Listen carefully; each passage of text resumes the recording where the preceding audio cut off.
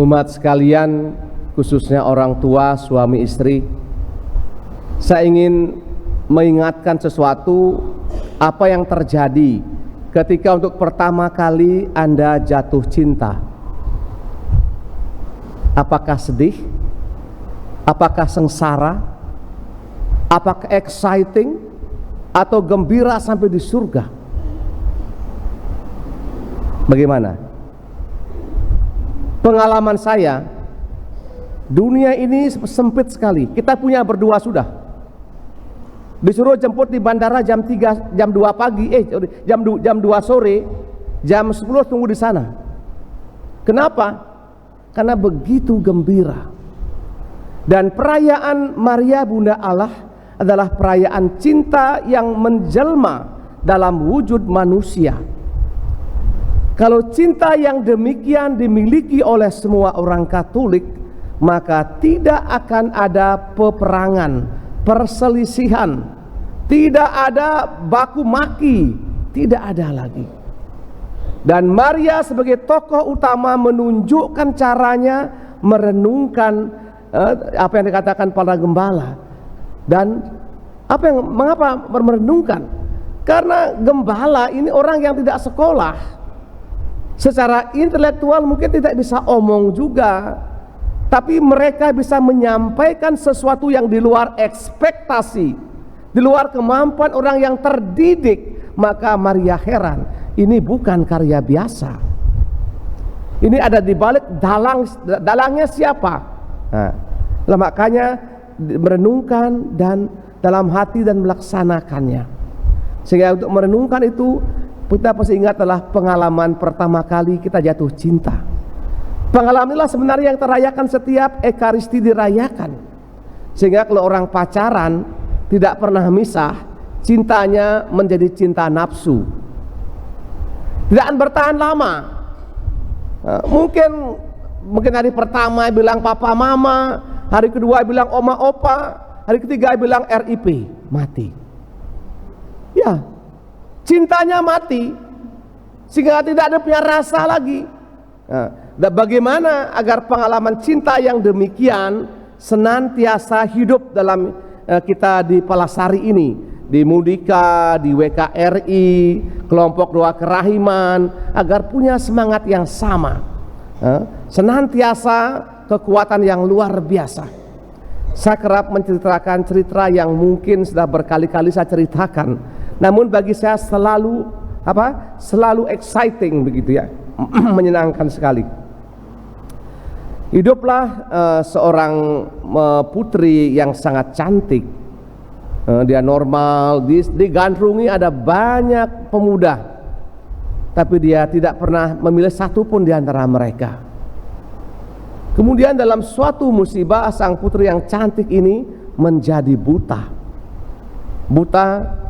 Kemudian dalam suatu kebutaan, dalam permenungan seharian, dia mengatakan kepada saudara-saudaranya, minta orang menuliskan sosial medianya, bahwa dia ingin menikahi seorang pemuda yang mampu menyembuhkan matanya. Diumumkan di koran kota, kabupaten semua. Akhirnya ada satu pemuda yang luar biasa, yang gagah perkosa, ganteng, cekatan, menawarkan diri, kemudian mendekati dan mereka saling mencintai. Akhirnya pemuda ini mengatakan bahwa saya akan menikahi kamu kalau kamu bisa membuat mata saya bisa melihat. Apa yang terjadi? Pemuda ini merenungkan apa maksudnya, bagaimana caranya membuat ini. Akhirnya dalam suatu kesempatan yang baik setelah pulang misah, pemuda mengatakan besok kita pergi ke dokter spesialis mata.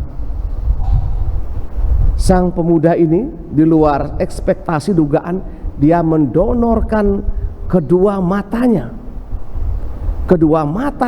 untuk pemudi ini.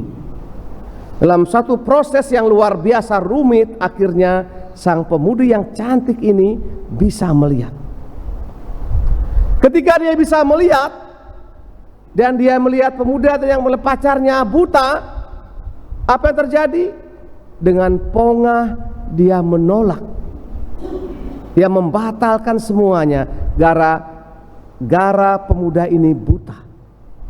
Seandainya pengalaman itu Bapak Ibu alami, kira-kira berapa besar hati Anda untuk menerima itu? Dia menolak itu. Kamu, inilah pengalaman Yesus, bukan? Dia lahir meninggalkan kealahannya, kemudian dia menjadi manusia, dia datang, orang menolak dia, tidak menghiraukan dia, bahkan memfitnah dia, sehingga akhirnya dia tahu kita disalibkan, bahkan mati dengan cara disalibkan. Disalibkan pada zaman itu hanya untuk penjahat kelas kakap, dan orang yang disalibkan dianggap bukan manusia. Bayangkan kalau kita menjadi orang Katolik, referensi cinta kita hanya Yesus, bukan yang lain-lain. Jangan seperti Meriam Bellina, jangan Tom Cruise, tidak.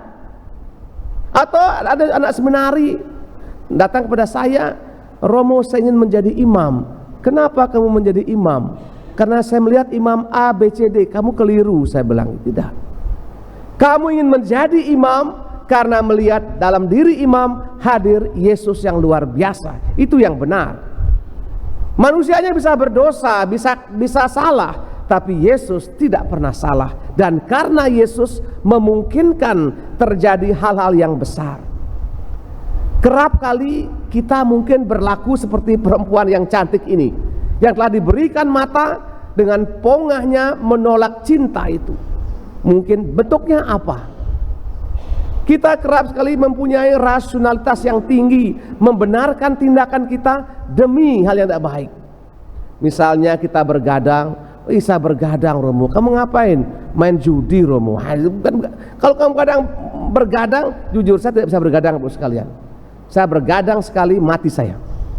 Dan saya pernah bergadang sekali waktu tahun 94. Karena waktu itu kami menyelesaikan S1 di Malang. Dan karena komputer belum banyak waktu itu, masih sistem yang krak itu kah.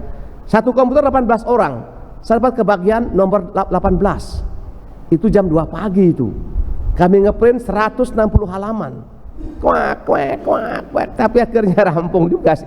Setelah itu, sudah mati. Sehingga mengapa saya biasa kerjakan cepat semuanya? Karena pengalaman itu. Saya tidak mau terlambat. Dalam hal kerja apapun lebih cepat lebih baik. Ketimbang kita terlambat, Rahmat juga terlambat. Tapi terlambat karena situasi itu lain soal ya. Karena mungkin macet, mungkin kita jalan setengah mati itu lain soal. Tapi kalau ke macet karena kita buat macet dengan pikiran karena malas, itu bagi saya itu tabu. Oleh karena itu, yang lain lagi mungkin kita gampang, Romo, wanti misah Romo, kangwang Natal Pasca kan misah. Baca tuh 5 perintah gereja atau tahun kan. Rayakan hari Minggu, hari raya, wajib hukumnya. Saya juga Romo, wanti tugas di Joh di Pasir, di Bahamas, sing ngaku dosa Romo. 20 tahun aku ngaku dosa nih. Baca juga hukum itu perintah gereja. Akuilah dosamu sekurang-kurangnya setahun sekali. Tapi kan saya masih hidup Romo. Nunglah kuranan jegek, lah panak jegek, pes liung lah. Nah, tunggu saatnya Tuhan panggil kamu nanti. Loh kenapa? Semakin lama tidak mengaku dosa, bayangkan kita punya mobil ya, tidak lama tidak ganti oli, udah 15 tahun.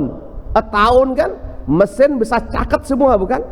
Apalagi manusia, caket mesin. Gampang sekali percaya pada yang tidak-tidak. Misalnya nih, saya banyak punya pengalaman soal begitu nih. Umat Romo khotbah saya percaya. Metakian ya kan orang pintar. Weh, kamu nih, kamu naknya melalui kamu hijau itu ke batu karung itu melalui kamu. Marah segar bayu. Nyak kamu. Beritu adbian ketemu bian. Kamu melalui di Gilimanuk tuh ada di batu bolong tuh. Nah, sakti itu kamu yo. Engkau ujang. Kamu tuh mempersembahkan guling tuh di Gilimanuk tuh selai nyak yo. Dilepas cukup operasi. Bangkrut sangat dapat deh. Kenapa? Injil bicara dia tidak percaya.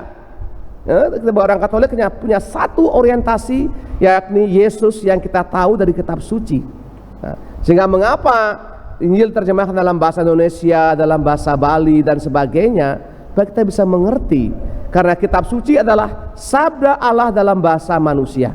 Coba kalau kita punya pacar orang Rusia, tentu kita dipaksa untuk belajar bahasa Rusia, bukan? Atau kita punya pacar orang Inggris, minimal omong bahasa Inggris sehingga nyambung begitu. Sehingga Tuhan pun ingin tahu dengan kita, sehingga dia masuk diterjemahkan dalam bahasa manusia agar mengerti kita.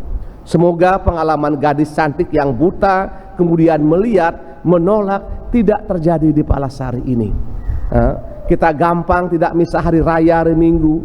Memang sih ya dosa itu pribadi, tapi bagaimana? Karena Ekaristi adalah ucapan syukur, ucapan yang luar biasa. Kalau kita merasa sing kengken sing misah, itu artinya kita punya hati nurani mulai buta. Itu perlu perminyakan suci 20 kali itu. Semoga Bapak Ibu sekalian pada hari awal tahun ini, hal yang sangat penting bahwa kita gereja mempersembahkan sepanjang tahun ini agar kuasa Allah dinyatakan lewat hidup kita, lewat di Palasari, di keluarga masing-masing semuanya. Semoga pengalaman yang mungkin buruk pada masa lalu tidak terulang lagi dan diubah, dan ini tentu hanya kuasa Allah yang mampu, dan kita yang menyerahkan pada kuasa Allah lewat kecintaan pada Ekaristi, pulang misa mungkin dengan omong-omong dengan suami istri ya. Kadang-kadang mungkin kita perlu di misa itu duduk berdua suami istri negak gitu loh. Mendomo baut kedai igis apa-apa, kedai igis dekat keras. Kelas kedua di Melayu repot juga. Kadang suami di sana, istri di sana, cara mempuy-puyan. Ya. Dulu bilang papa mama waktu pacaran, sekarang puy-puyan. Nah, tidak benar itu. Mungkin suami istri negak satu bangku, bagus juga kan. Kadang-kadang mungkin bawa pulpen sedikit, tulis, aduh apa nih baut nih, tulis-tulis sedikit. Buat buku harian, buku harian misa di Palasari, terbitkan jadi buku, lumayan itu. Lumayan orang beli banyak kan. Karena orang sekarang senang yang ringan, yang lucu. Yang berat-berat orang nggak suka baca. Filsafat, berat-berat itu, nggak suka itu. Kalau ternak babi gampang itu, gampang dibaca, enak itu. Semoga kita yang merayakan Bunda Maria sebagai Bunda Allah, dan satu hal bahwa mendoakan Salam Maria ini penting Bapak sekalian. Kenapa? Saya pribadi mengalami itu, bahwa karena doa ketika mendoakan Salam Maria itu doa siapa? Itu dibawakan oleh Allah Bapa, disampaikan oleh malaikat Gabriel kepada Maria. Jadi doa Salam Maria adalah doa Allah Bapa sendiri. Jadi sangat sakti, sangat sakti. Saya pernah mendengar cerita dari seorang kakek yang tugas di hotel. Suatu pesta yang besar, seorang karyawan trans, heboh itu. Dipanggil pemimpin agama 11 sampai 5 datang sing ujang-ujang. Lah boleh besuk sing ujang. Kan bapak ini umat kita Katolik, dia bawa sario di saku. Ya buatan salib Salam Maria dipegang kepalanya. Yang trans yang tadi ngamuk-ngamuk, papan benyal ada kenlung, jaglek nyelempeh blok bang pules. Kemudian bangun di jone gitu ya. Saya mendengar cerita itu dan saya kagum itu, dan memang benar, dan saya mengalami itu. Kuasa doa itu ketika Anda sangat yakin, maka akan bekerja luar biasa. Ya mungkin baik taruh di saku rosario juga baik. Kadang pakai di kalung itu bukan jimat, tapi itu sarana yang mengingatkan kita akan kuasa doa itu. Kita mohonkan semangat ini bersama Bunda Maria sebagai Bunda Allah. Sepanjang tahun 2026, semua rencana paroki kita mohonkan agar Tuhan yang menyelenggarakan dan memberkatinya. Amin.